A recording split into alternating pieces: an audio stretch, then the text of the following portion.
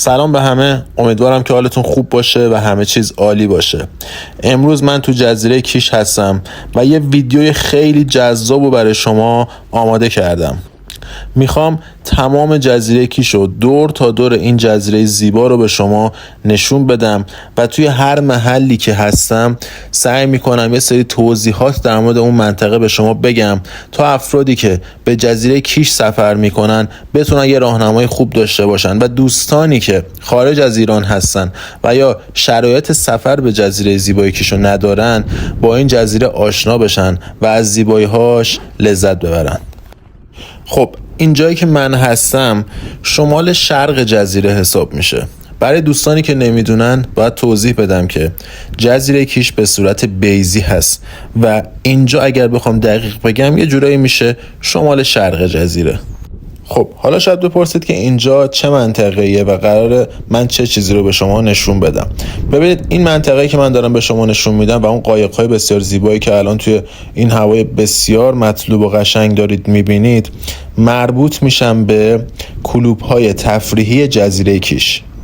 حالا کلوب‌های تفریحی منظورمون چیه؟ کلوب‌های دریایی منظورمون هست. یعنی اینجا تفریحات دریایی هست و مرکز اون اینجا هست. البته توی سمت ساحل مرجان هم اونجا میتونید کلوب‌های تفریحی رو هم پیدا کنید و ازشون لذت ببرید. حالا این کلوب‌های تفریحی چی دارن؟ ببینید اگر شما تمایل داشته باشید که قایق سواری کنید، شاتل سوار بشید، فلای بورد سوار بشید و هر تفریحی که مربوط به تفریحات دریایی میشه رو بخواید انجام بدید باید بیاید این منطقه و اینجا یه جورایی مرکز اصلی این تفریحات هست. من چند دقیقه سعی میکنم این منطقه رو برای شما کامل فیلم برداری کنم. اگر توی همین منطقه جایی لازم بود که من توضیح خاصی به شما بگم حتما این کار رو انجام میدم. اگر هم نه حتما همراه من باشید که منطقه بعدی من دوباره توضیحات مربوط به اون منطقه رو براتون صحبت کنم.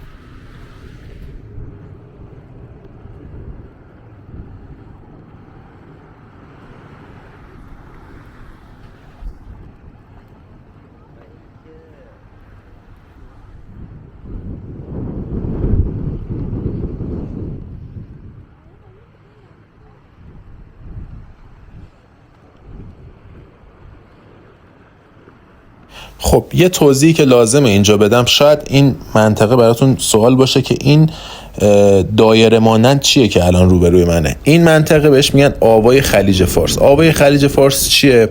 اینجا دو تا اتفاق میفته. یکی این که کنسرت های آبی جزیره کیش اینجاست، یعنی کنسرت های فضای باز اینجا برگزار میشه. و نکته دوم این که یکی از مهمترین رستوران ها و لاکچری ترین رستوران های جزیره کیش به اسم هوکلانج هم دقیقاً توی همین منطقه هست و شما میتونید اگر به جزیره کیش اومدید و خواستید که به این رستوران برید به این منطقه بیایید.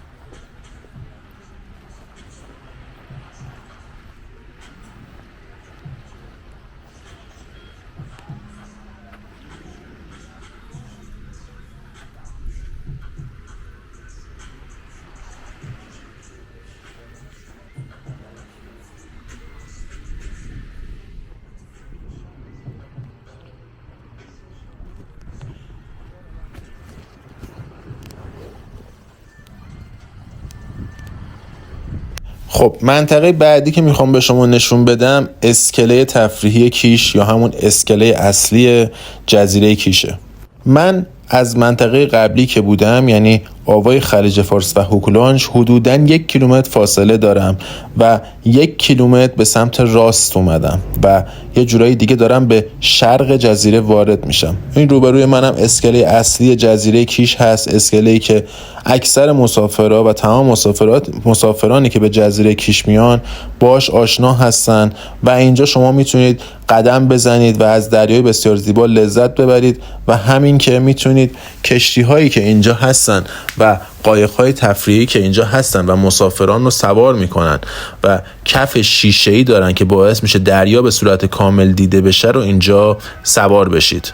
و نکته بعدی این که روبروی من همین مسیر رو که بریم انواع اقسام رستوران ها وجود دارن که شما میتونید اونجا غذای مورد علاقتون رو میل کنید.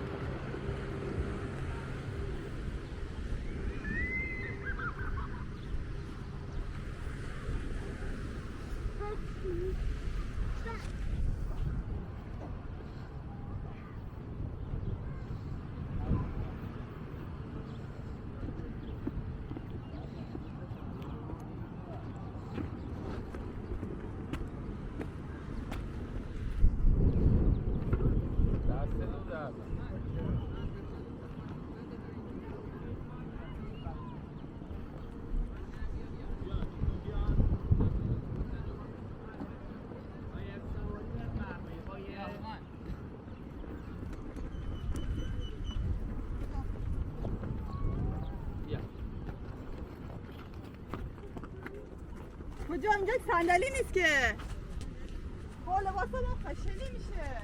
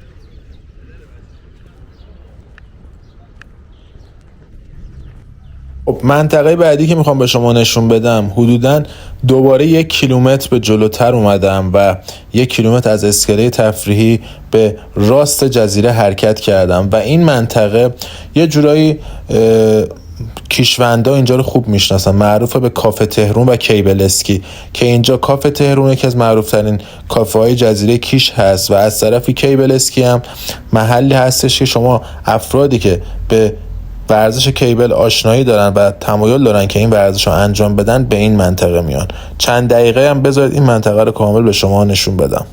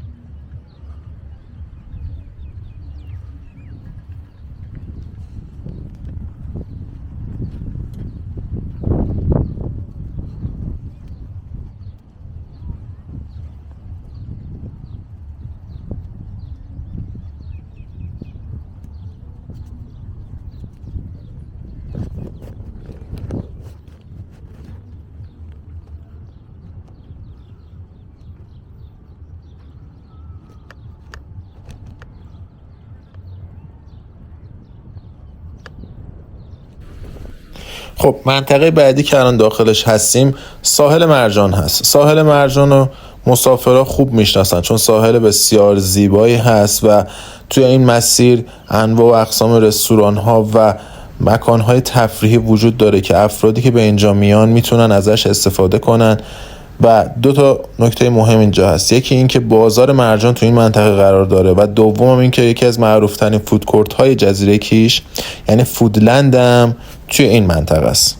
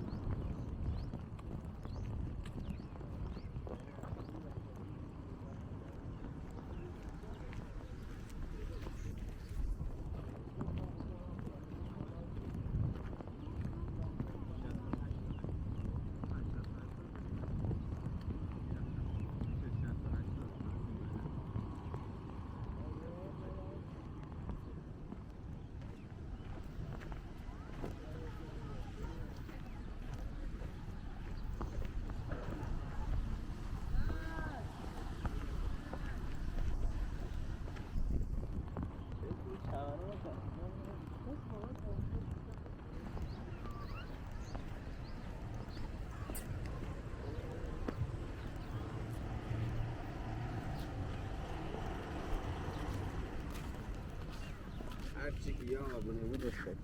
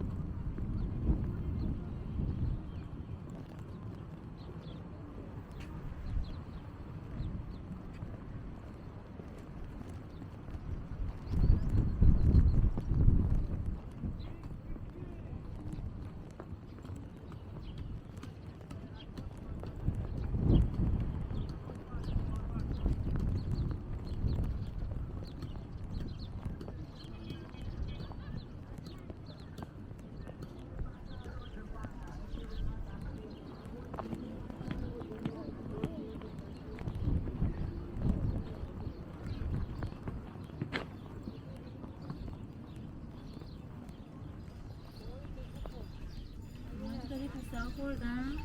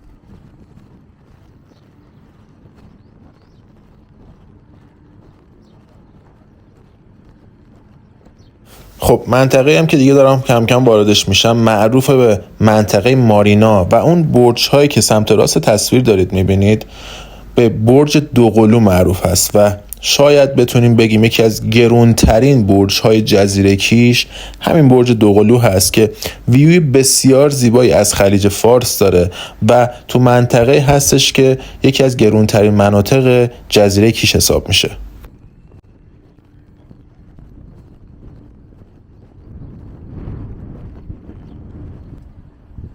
خب اینجایی که من الان هستم معروف هست به اسکله مارینا. اسکله مارینا یکی از شلوغ‌ترین جاهای جزیره حساب میشه که 3 کافه بسیار قشنگ توی همین مسیر وجود داره که به 3 رنگ مختلف آبی، سبز و قرمز هست و هر کدوم از این کافه ها یک محصول خاص رو ارائه میدن. اگر علاقه به نوشیدنی داشته باشید باید توی قسمت آبی رنگ برید، اگر غذای گرم میخواید به قسمت قرمز رنگ و اگر غذاهای دریایی هم میخواید و یا سبزیجات میخواید به کافه سبز رنگ باید مراجعه کنید.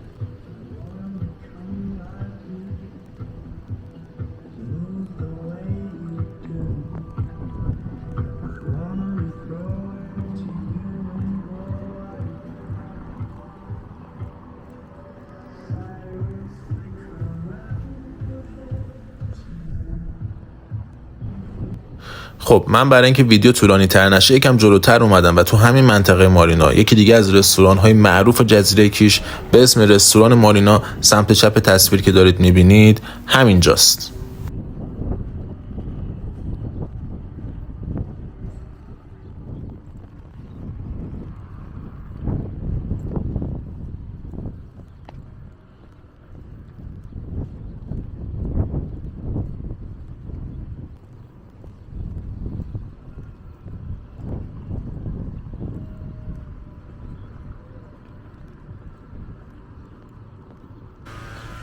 خب دوباره یکم جلوتر اومدیم و بعد از اینکه رستوران رو رد کردیم میخوام به یکی از مهمترین مناطق جزیره کیش برسیم.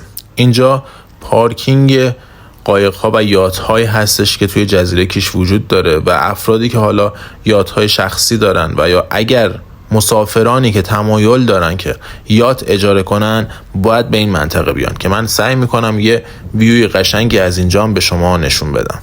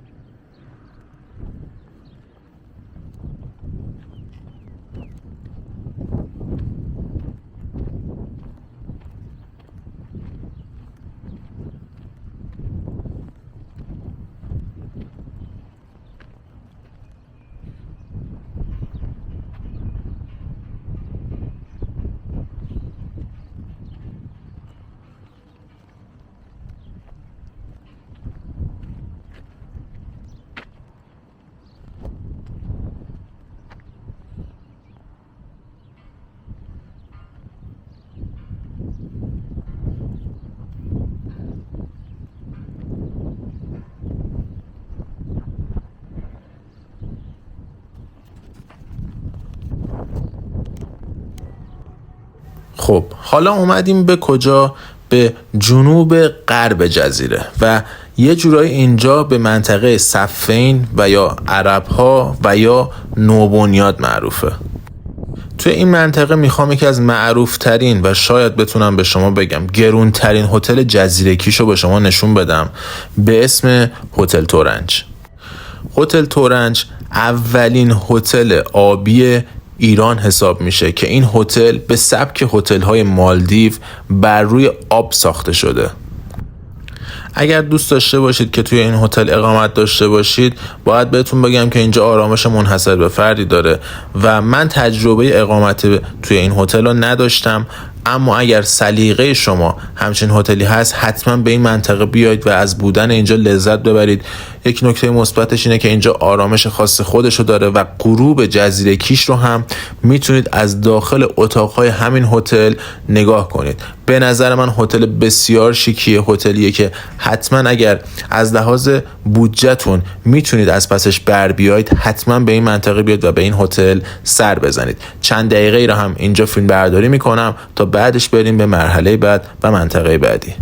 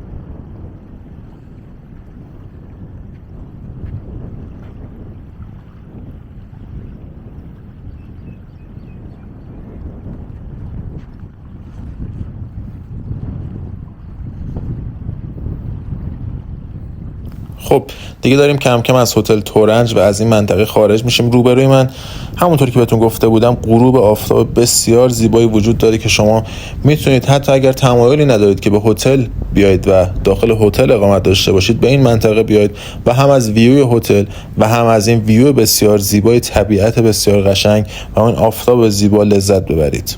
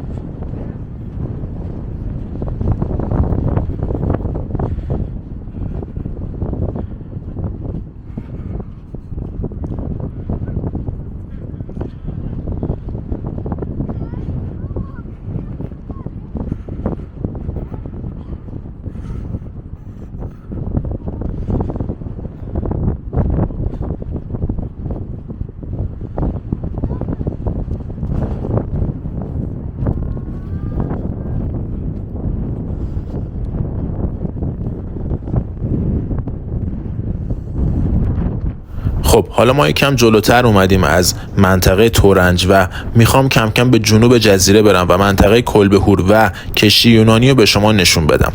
یه نکته که باید به شما بگم اینه که اطراف جزیره انواع آلاچیق‌ها وجود دارن که شما میتونید از این آلاچیق‌ها استفاده کنید و در کنار دریا هست. هر کدوم از این آلاچیق‌ها سطل آشغال مخصوص خودش و باربیکیو هم داره که شما میتونید اونجا اگر غذای خواستید درست کنید راحت باشید.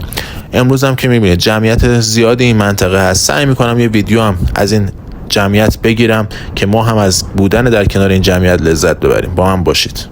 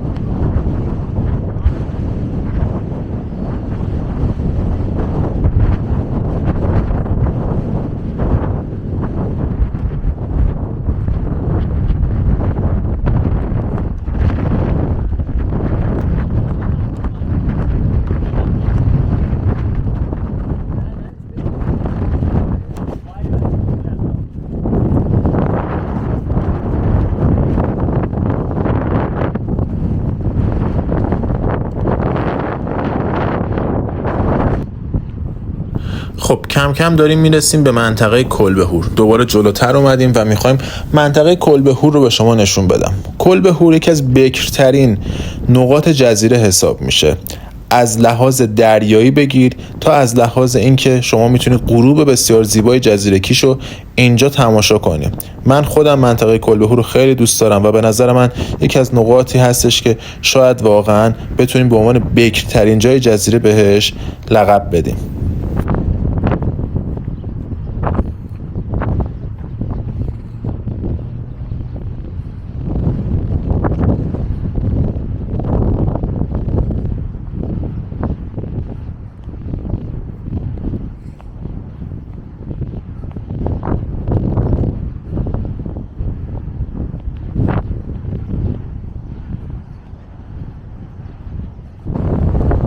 یکی از نکاتی که توی کلبهور خیلی به چشم میاد این فانوس بسیار زیبا و این مجسمه بسیار زیبا هستش که نمادین هست و به عنوان یک انسانی هستش که فانوسی دستشه و به سمت دریا داره اون فانوس رو نشون میده. این مجسمه یکی از شاهکارهای جزیره کیش هست و به یکی از نمادهای جزیره کیش تبدیل شده که من خودم به شخصه این مجسمه رو خیلی دوست دارم. یه ویدیو هم از اینجا براتون میگیرم که به نظرم خالی از لطف نیست.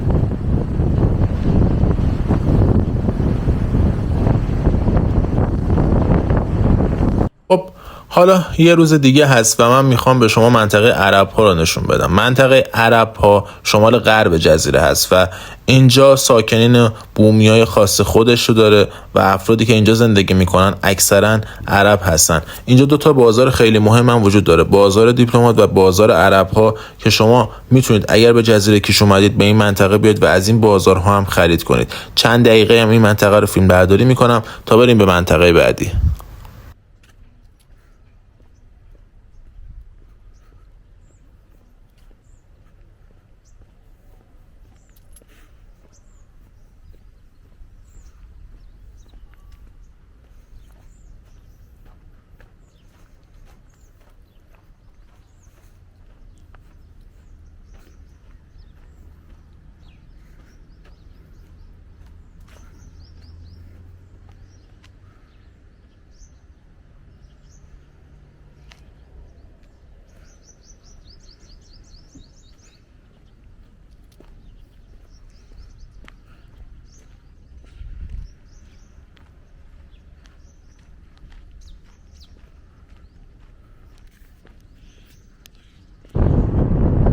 خب حالا منطقه عرب ها رو رد کردیم و جلوتر اومدیم و میخوایم یکی از گرونترین مناطق کیش رو به شما نشون بدیم، یعنی منطقه دامون.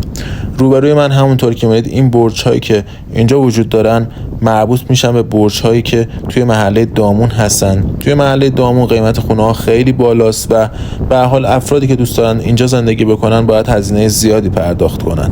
توی منطقه دامون یک بازار بسیار شیک وجود داره و یه فودکورت و یه کافه معروف هم اینجا هستن که به کافه دامون معروفه، که من خودم اون کافه دامون رو خیلی دوست دارم و زیاد به اینجا میام.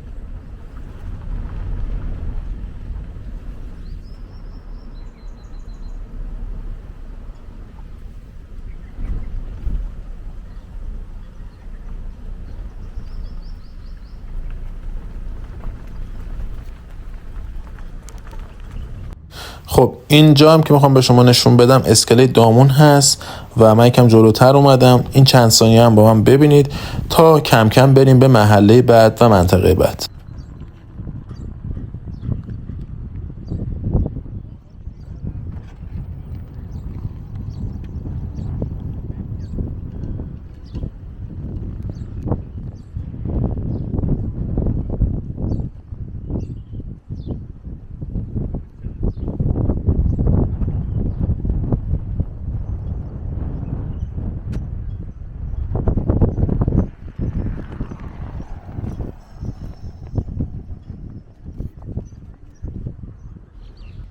خب منطقه بعدی که میخوام به شما نشون بدم هتل داریوش هست که شاید بتونیم بگیم یکی از قدیمی ترین و شاید بهترین هتل های جزیره کیش حساب بشه. من خودم تجربه اقامت تو این هتل رو داشتم، اتاق‌های رو به دریا هم داشتم، بسیار ویو جذابی داره، بسیار حس خوبی داره و کلاً قدم زدن توی این منطقه، قدم زدن توی این هتل حس خوبی به آدم میده و آرامش خاصی داره. حتی اگر شما هم مسافر این هتل نباشید میتونید با پرداخت مبلغ جزئی بیایید و از این هتل دیدن کنید. نکته بعدیش هم اینه که هتل داریوش کافه خیلی معروف هم داره که ویو دریا رو داره. شما میتونید از این کافه هم استفاده کنید و به عنوان مسافر و توریست اینجا بیایید. چند دقیقه هتل داریوش هم برای شما فیلم برداری میکنم. به نظرم دیدن اینجا واقعا خالی از لطف نیست و لذت بخشه.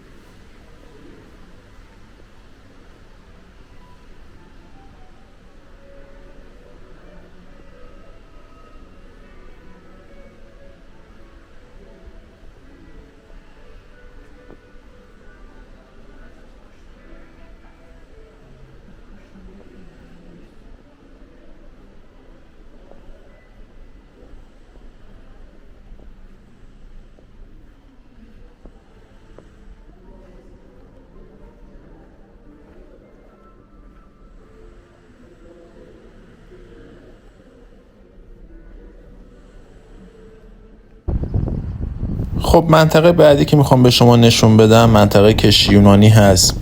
این هواپیمایی که روبروی من میبینید یه زمانی کافه و رستوران بوده، اما متاسفانه الان دیگه از کافه و رستوران خبر نیست و این هواپیما اینجا هست. من این هواپیما رو خیلی دوست دارم، این منطقه رو خیلی دوست دارم و یه جورایی شاید به نماد جدید جزیره تبدیل شده این هواپیما و میخوام از این منطقه قدم بزنم و اون روبروی من کشتی یونانی هست که به اون منطقه برسیم.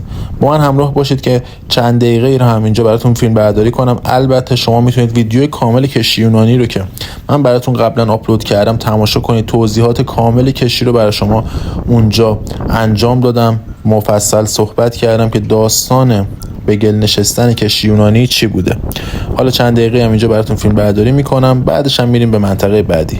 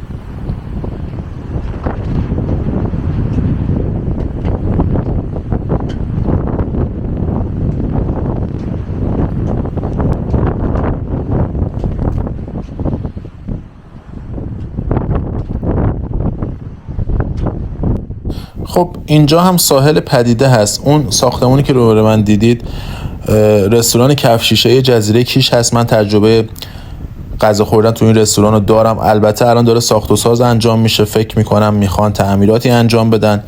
ویو بسیار خوبی داره، غذای بسیار خوبی داره و در کل محیطی هستش که ارزش اومدن رو داره. اگر به عنوان مسافر اینجا اومدید میتونید به این رستوران هم سر بزنید. اینجا هم آلاچیق‌های روبروی منطقه پدیده است. این منطقه کلا به منطقه پدیده معروفه و ساحل پدیده بهش میگن که اینجا هم به حال طبیعت خاص خودشو داره و آرامش خاص خودشو داره.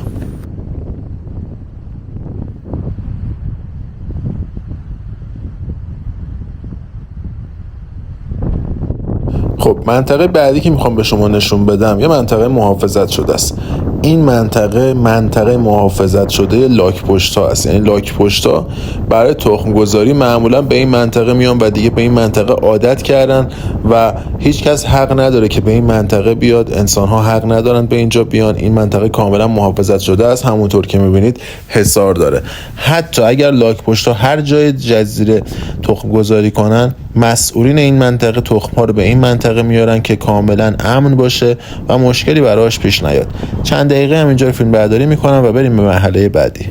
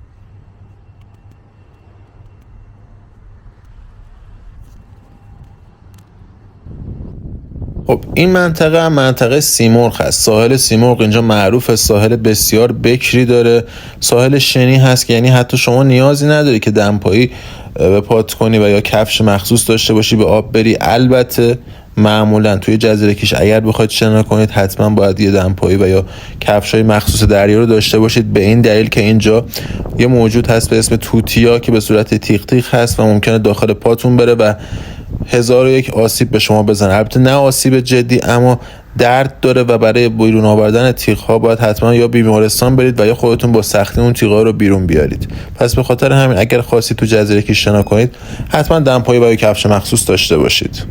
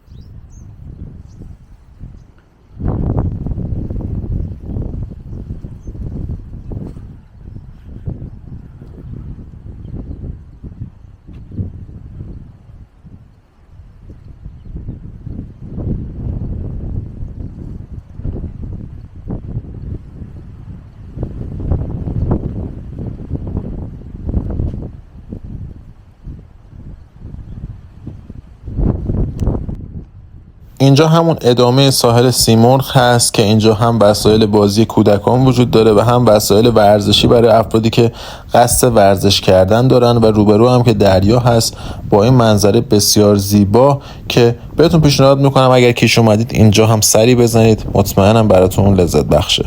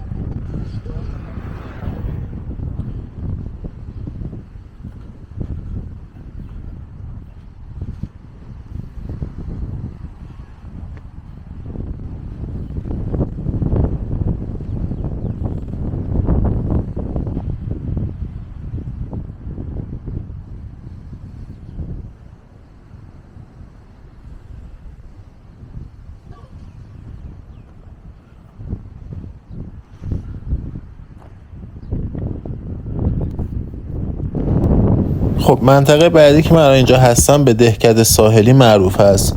این ویلاهایی که روبروی خودتون دارید میبینید ویلاهایی هستن که به منطقه دهکده ساحلی معروف هستن و روبروی دریا هستن و نزدیک هستن به همین ساحل طلوع و سیمرغ که به شما نشون دادم. چند ثانیه هم بذارید اینجا رو براتون ویدیو بگیرم.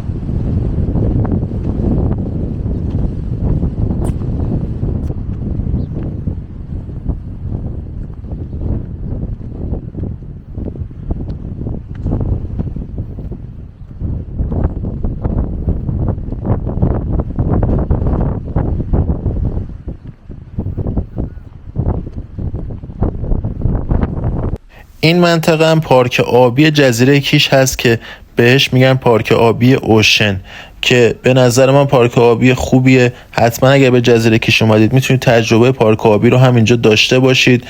من براتون اینجا هم یه ویدیو کوتاه میگیرم که با این منطقه هم آشنا بشید تا بریم به منطقه بعدی و دیگه مناطق آخر.